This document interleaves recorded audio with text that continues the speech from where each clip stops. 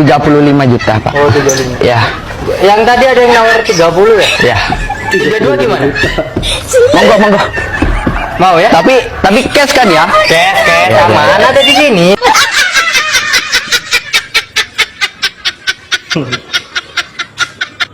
Yang ada di rumah datang lagi para bot rumah tangga ya, para bot yang serba 5 ribuan deh, atau yang serba goceng. Mumpung ada, dan di bawah yang serba 5 ribuan, mumpung lagi promosi juga akhir tahun ya deh ya, silakan ambil yang gede-gede deh. Kita tidak ingin pembangunan yang hanya dirasakan oleh semuanya. Setuju? Kita tidak ingin pembangunan yang hanya dirasakan oleh semuanya. Setuju? Dulu janjinya apa ya? 41% warga Jakarta tidak punya rumah sendiri. Lalu kita siapkan solusinya. Dan solusi ini terlihat bisa dikerjakan. Bahkan private sector pun berminat untuk melakukan. Ketika masa kampanye, tentu ada yang mengatakan itu nggak bisa, itu nggak bisa. Ternyata sangat bisa, rumahnya tersedia. Jadi ini adalah soal keberpihakan.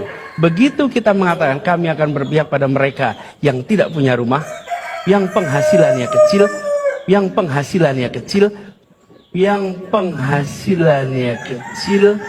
Ketika di bawah UMP, memang tidak bisa pakai bank. Kenapa? Ya karena uangnya tidak cukup untuk nabung. Yang penghasilannya kecil. Tadi misalnya, janji saya adalah DP 0 rupiah. Saya nggak janji di bawah 2 juta, 3 juta, nggak pernah. Selalu janjinya ada DP 0 rupiah. Saya jujur aja dari tadi nggak menemukan jawabannya. Ini terlalu retorika ya.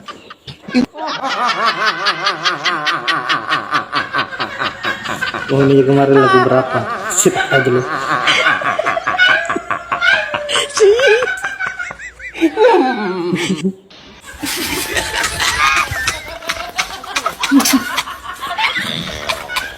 Nasi bungkus untuk peserta aksi 212 diludahi sebelum dibagikan.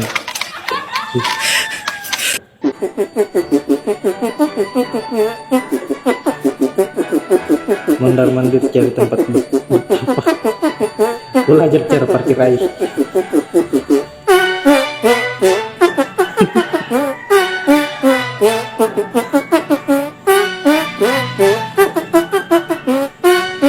Katakan bahwasanya lawan Anies itu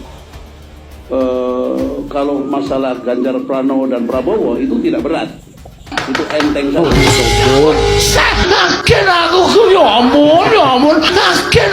Mafia kesehatan, mafia perumahan, mafia pemilu, mafia bansos, bahkan mafia proyek pemerintah.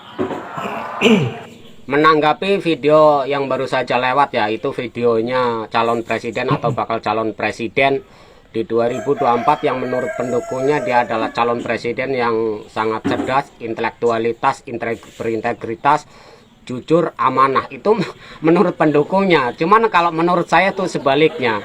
Kenapa? Ya statementnya aja, narasinya aja tuh seperti itu. Dia sedang membuka aibnya sendiri, sedang membuka kebobrokannya sendiri tanpa rasa malu. Ya, di saat dia sedang memimpin DKI Jakarta.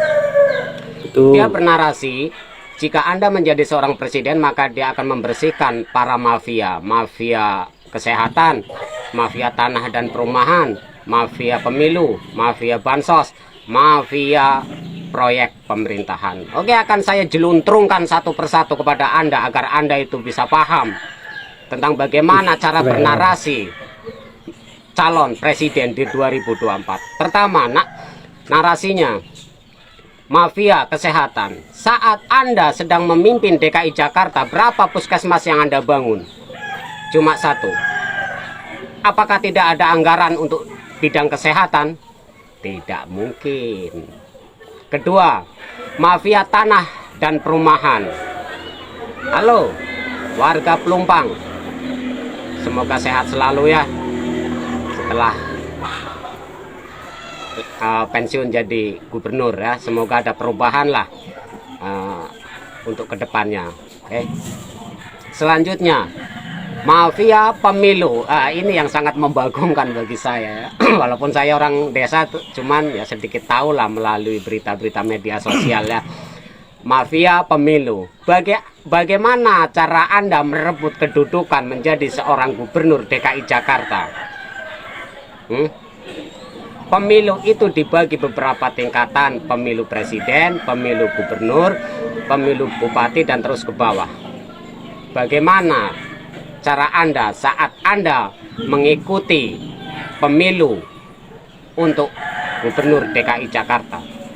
Apakah Anda tidak menggunakan para mafia? Tidak mungkin. Selanjutnya, mafia bansos. Nah, ini mafia bansos. Ini saya demen ini membahas mafia bansos. Mafia yang sangat membagongkan ya.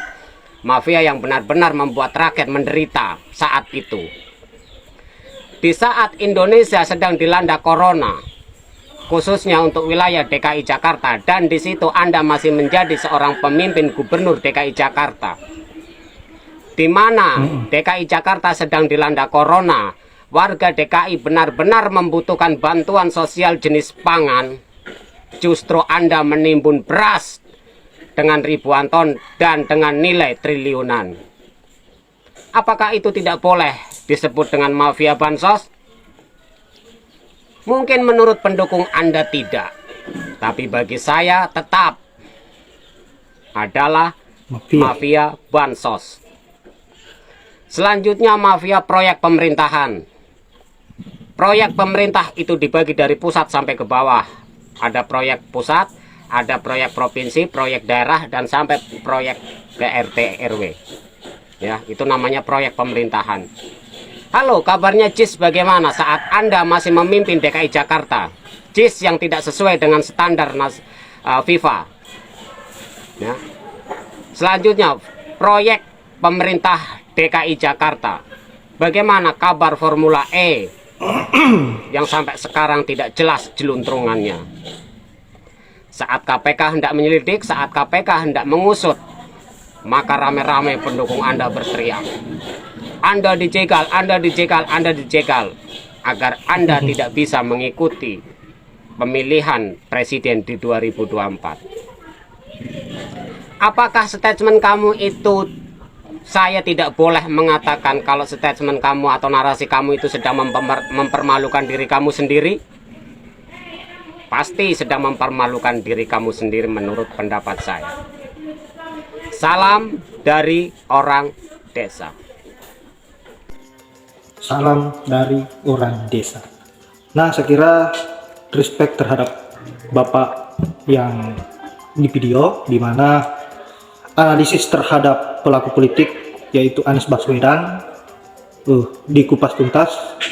Tidak hanya itu, masih banyak yang dilakukan oleh Anies Baswedan yang membuat kita bertanya-tanya, dan tentu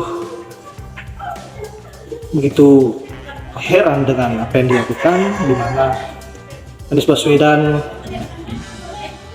pernah kelebihan bayar dan salah bayar. Saya kira itu sesuatu hal yang tidak masuk akal yang dilakukan oleh seorang pemerintah yang sekelas gubernur DKI dengan alasan yang begitu receh. Saya kira patut kita apresiasi apa yang dilakukan oleh Bapak ini, sungguh berani, dan tentu analisis beliau ini sangat luar biasa, membongkar semua kebusukan-kebusukan yang dilakukan oleh Anies Baswedan. Jadi kita berharap Kadrun bisa melihat ini dan bisa bertobat. Setidaknya kalian para Kadrun membuka mata dan membuka hati bagaimana agar negara kita bisa menjadi negara yang maju, bisa bersaing dengan negara-negara yang lain, tambahkan bisa melampaui negara yang lain seperti yang kita harapkan selama ini. Untuk itu, bangunlah kesadaran kalian, pilihlah pemimpin yang memang layak, betul-betul layak untuk diberikan mandat untuk memimpin negara ini dan memajukan negara ini, melanjutkan apa yang sudah menjadi, melanjutkan apa yang sudah baik dan tentu menjadikannya lebih baik dari yang sekarang. Dan terima kasih buat sahabat-sahabat Wida TV. Semoga setiap konten-konten yang saya up bisa menghibur sahabat-sahabat dan juga bisa memberikan manfaat pada sahabat-sahabat. Satu kata, jauhikan drone, jangan sampai sahabat-sahabat bisa terkena virus drone dan mengkafirkan sesama manusia, bahkan sesama muslim, dan itu yang sangat berbahaya. Saya kira hanya itu, dan saya akhiri dengan ucapan Assalamualaikum warahmatullahi wabarakatuh.